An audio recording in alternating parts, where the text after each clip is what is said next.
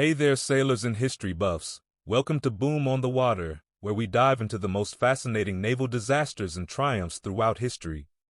I'm your captain on this voyage through time, and I'm thrilled you've decided to come aboard. In our last episode, we watched Philip II of Spain try to invade England with the invincible armada. Spoiler alert, it wasn't very invincible. Fire ships, English cannons, and the Protestant wind turned Spain's greatest fleet into driftwood. Apparently, putting a seasick landlubber in charge of your navy isn't the best invasion strategy. Who knew? This is one of my early films on the channel, so I'm still finding my sea legs here. If you enjoy what you're watching, I'd be incredibly grateful for your support. Drop an anchor by hitting that subscribe button, fire a broadside with a like, and if you find this content valuable, share it with fellow history enthusiasts. Your support means everything as we set sail on this journey together. Now, let's get into today's story. The water churns black beneath their hulls. 500 Persian ships slowly squeeze into a narrow strait, their oars slicing through the morning mist like insect legs. On the rocky shores of Salamis, Greek soldiers watch in silence. Behind them stand the smoking ruins of Athens. Before them floats the largest naval armada the ancient world has ever seen. And they're smiling. Because sometimes in history, having more ships just means you've brought more targets. Imagine being Xerxes, king of kings, ruler of the mighty Persian Empire. You've assembled a fleet so massive that when your admirals gave the head count, you probably thought they were drunk. You're perched on a golden throne on the mountainside, ready to watch your inevitable victory. You've already burned Athens to the ground. This is just cleanup. This is just formality. Except it wasn't. It was a trap. And you, O great king, were about to sail right into it. Welcome to the Battle of Salamis, 480 BCE, where the Greeks outsmarted everyone again. I'm telling you right now, if you've ever enjoyed watching someone with a massive ego get absolutely wrecked by a clever underdog, you're going to love this story. The road to Salamis began a decade earlier when the Persian Empire first tried invading Greece at Marathon. That ended badly for Persia, with their forces being sent home in what we might generously call a state of disarray. But the Persian Empire wasn't exactly known for taking hints. They were more the, if at first you don't succeed, come back with a fleet so large it drinks rivers dry type of people. Enter Xerxes, son of Darius, who had failed at Marathon. He wasn't just carrying an imperial agenda, he was hauling daddy issues the size of the Aegean. He spent years planning his revenge tour of Greece, assembling an army and navy of genuinely ridiculous proportions. How big? Ancient sources claim about 300,000 warriors and nearly 1,200 ships. Modern historians think those numbers are exaggerated, but even the conservative estimates are jaw-dropping. We're talking at least 200,000 men and 600 to 800 ships. This wasn't an invasion force. This was a mobile city with a bad attitude. The Greek city-states were, to put it mildly, concerned. Some immediately offered earth and water, the traditional symbols of submission to Persia. Others, particularly Athens and Sparta, decided that bending the knee wasn't their style. Instead, they formed an alliance called the Hellenic League, promising to stand together against the coming storm. But even united, their numbers were laughable compared to the Persian juggernaut. We're talking maybe 380 ships total, with Athens contributing the lion's share. On paper, this matchup looked like a heavyweight champion fighting a malnourished cat. The initial Persian advance was the ancient world equivalent of a highlight reel. They rode through northern Greece, crossed the supposedly impassable Hellespont with a pontoon bridge, and marched south. The famous last stand of King Leonidas and his 300 Spartans at Thermopylae bought some time, but ultimately ended exactly as you'd expect when 300 guys, however brave, face an army of thousands. With Thermopylae fallen, Athens lay exposed. The Athenians made an extraordinary decision, one that would echo through history. They evacuated their entire city. Every man, woman, and child packed what they could carry and fled to the nearby island of Salamis, leaving their beloved Athens empty. Xerxes promptly arrived and burned it to the ground, presumably while cackling. This is where our story gets interesting. Because the evacuation wasn't just some desperate retreat, it was part of a plan. A ridiculously ballsy plan concocted by an Athenian politician named Themistocles. Themistocles wasn't your typical ancient Greek leader. While others were obsessing over hoplite formations and land warfare, he had spent years convincing Athens to build a navy. He understood something fundamental: Athens' future wasn't on land but at sea. He had practically forced his countrymen to use a silver mine windfall to build nearly 200 triremes rather than distribute the money among the citizens. At the time, they thought he was annoying. Now, with Persians sleeping in the charred remains of their homes, they were reconsidering their opinion. The Greek allied fleet had retreated to Salamis, and immediately the arguments began. The Peloponnesians, led by Sparta, wanted to retreat further south, to defend only the Peloponnese by building a wall across the Isthmus of Corinth. The Athenians and islanders, who would be abandoned by this plan, strongly disagreed. Meeting after meeting dissolved into shouting matches. The alliance was fracturing. Themistocles, watching his coalition crumble, realized conventional arguments wouldn't work. It was time for something unconventional. Something that would make modern political operatives slow clap in appreciation. He sent a trusted slave named Salamis on a secret night mission across the strait to the Persian camp. Salamis, claiming to be a traitor to the Greek cause, delivered a message directly to Xerxes. The Greek fleet is planning to escape tonight. They're fighting amongst themselves. They're weak and divided. If you attack now, victory is assured. Xerxes, who clearly never heard the saying, "If something seems too good to be true, it probably is," took the bait completely. He ordered his already exhausted fleet to take up blocking positions overnight, cutting off escape routes from the strait. His Egyptian squadron was sent south around Salamis to block the rear exit. The bulk of his fleet moved into the strait itself. The Persian sailors rowed through the night, taking positions in the darkness. By dawn, they were tired, confused, and had effectively placed themselves exactly where Themistocles wanted them, in the narrow confines of the Strait of Salamis.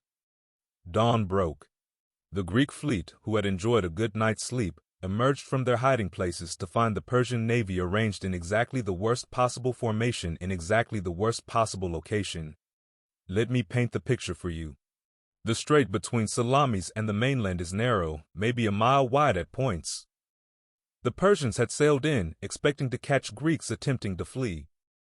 Instead, they found themselves in a cramped channel where their superior numbers meant absolutely nothing. In fact, their numbers were now a serious liability. Their ships were so numerous and the space so confined that they couldn't maneuver properly.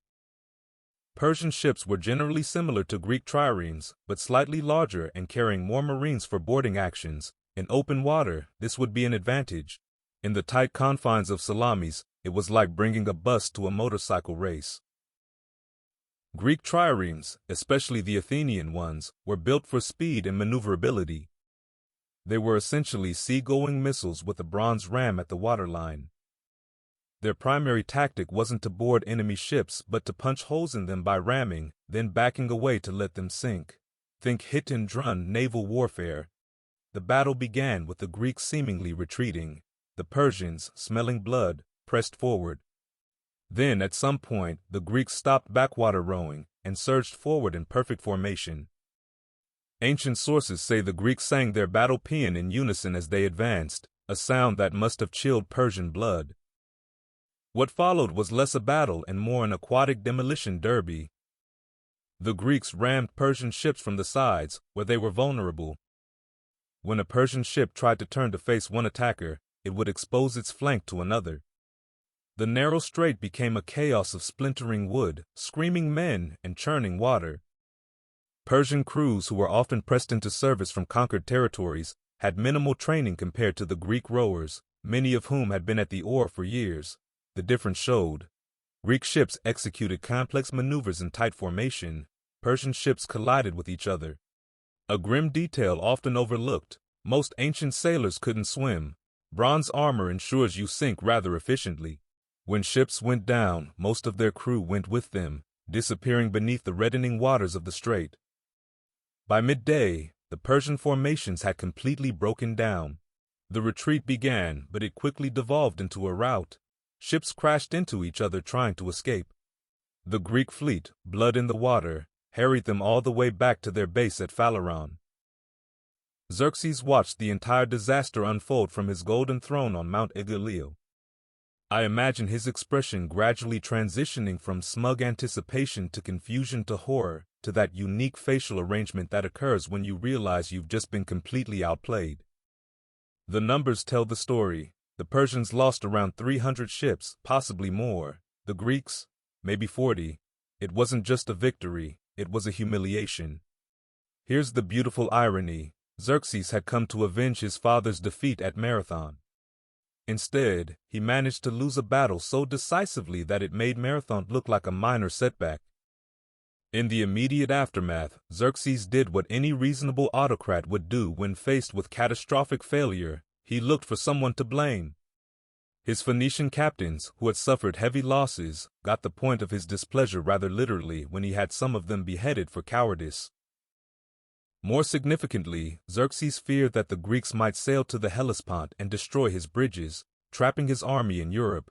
Paranoia setting in, he ordered a hasty retreat.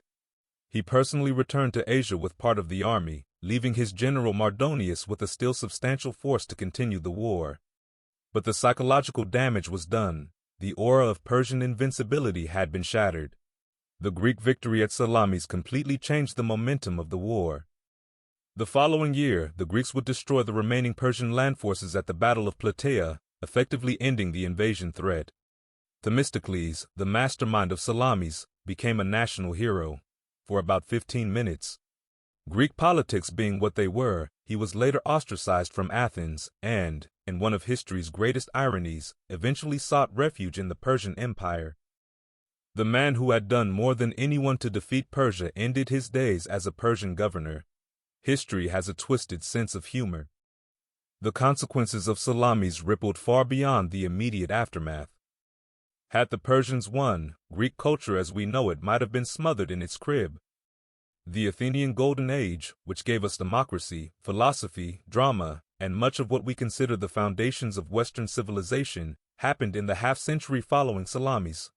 Without that victory, Socrates might never have asked his questions, Sophocles might never have written his plays.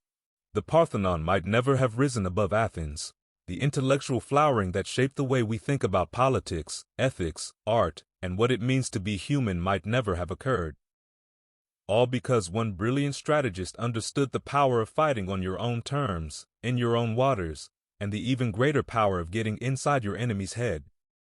Salamis teaches us that sometimes the most powerful weapon isn't the biggest army or the most ships. It's understanding the battlefield better than your opponent does. It's forcing your enemy to fight your kind of fight.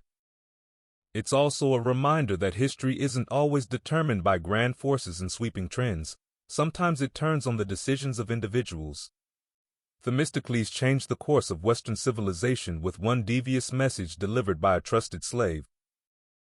The Persian Empire would remain a major power for another 150 years until Alexander the Great delivered the killing blow. But after Salamis, they never again attempted to conquer mainland Greece. They had learned their lesson the hard way. So the next time someone tries to intimidate you with superior numbers or resources, remember Salamis. Remember how a smaller, smarter force trapped a mighty empire in a narrow strait and changed history forever. Remember that sometimes bringing a bigger boat just means you've brought a bigger target. In the waters near Salamis, on a late September day in 480 BCE, the Greeks didn't just win a battle, they saved a future. A future where ideas could challenge power, where thought could be free, where a small coalition of free people could stand against a mighty empire and declare, "Not today." And that, my friends, is worth remembering. So the next time you're feeling overwhelmed by someone with more resources, bigger numbers, or a fancier throne, remember Salamis. No matter how bad the odds seem, you haven't been outnumbered 3-1 by the greatest empire on earth after they've already burned your capital city.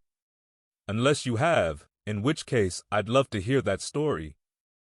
This has been Battle of Salamis, when the Greeks outsmarted everyone again. Thanks for sticking with me all the way to the end. Your time and attention mean the world to this growing channel. If you enjoyed this tale of ancient naval cunning, I've got great news. Next time on Boom on the Water, we're sailing forward to 1941 to bring you The Floating Palace That Sank in 9 Minutes, R.I.P. Titanic's meaner cousin. Meet HMS Hood, the pride of the Royal Navy, sunk so fast it barely got to say, ouch. A battle with the Bismarck that went downhill faster than your cousin's crypto portfolio. So until our next historical voyage together, remember to subscribe, drop a like if you enjoyed this, and always check your enemy's battle plans before sailing into a narrow strait. See you on the high seas of history.